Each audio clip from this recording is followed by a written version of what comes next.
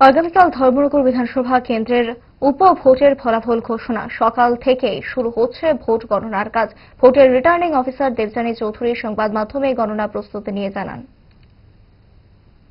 আমাদের 56 ধর্মনগরের বাই ইলেকশনের যে ভোট পর্ব শেষ হয়ে গেল 9 তারিখে, সেটার কাউন্টিং হবে আগামীকালকে, দ্যাট ইজ 4th মে 2026 সকাল 8টায় অ্যাজ পার ইসিআই গাইডলাইন আমাদের কাউন্টিং শুরু হবে। এবং আমাদের 14টি টেবিল আছে ইভিএম কাউন্টিং এর জন্য, এবং প্লাস আরো টেবিলে পিপি কাউন্ট হবে, তো 14+1 টেবিল থাকছে এখানে।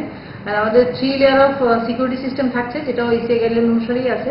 ফার্স্ট সিকিউরিটি লেয়ার 100 মিটারের মধ্যে হবে। সেকেন্ড সিকিউরিটি লেয়ার আমাদের কাউন্টিং হল প্রিমিসেস, যেটা government Dharmanagar government girls HS school, সেটার এন্ট্রি পয়েন্টে হবে।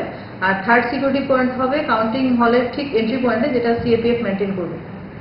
আর সকাল 6টা থেকে আমাদের কাউন্টিং হল প্রিমিসেসে 100 মিটার্সের মধ্যে 163 বিএনএসএস ধারা অ্যাপ্লিকেবল হয়ে যাবে। এটা অলরেডি অর্ডার ইস্যু হয়ে গেছে ফ্রম ডিইউ।